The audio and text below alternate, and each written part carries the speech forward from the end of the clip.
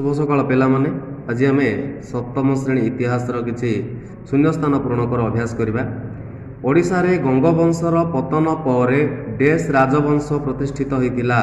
उत्तरटी हूँ सूर्यवंश।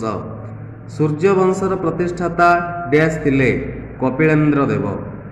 3 नंबर कपिलेन्द्र देव गंगवंशर शेष राजा डेस सेनापति थिले। उत्तरटी हूँ चतुर्थ भानुदेव।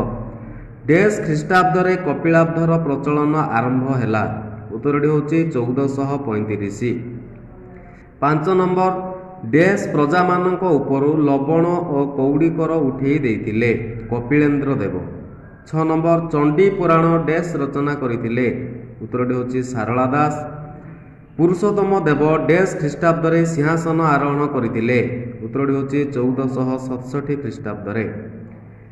8 नंबर पुरुषोत्तम देव डेस राज्य आक्रमण करी राजमहेन्द्री अंचल को गजपति साम्राज्य में मिसई देथिले बाहमनी। 9 नंबर पुरुषोत्तम देव डेस गोटी ब्राह्मण शासन स्थापना करथिले। उत्तरटी हूँ 16 गोटी। 10 नंबर डेस सूर्यवंशर शेष सम्राट थिले प्रतापरुद्र देव।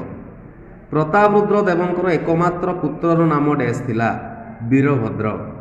भक्ति भागवत डेस रचना करथिले। उत्तरटी हूँ जीवदेव आचार्य। आज एतिकी, धन्यवाद।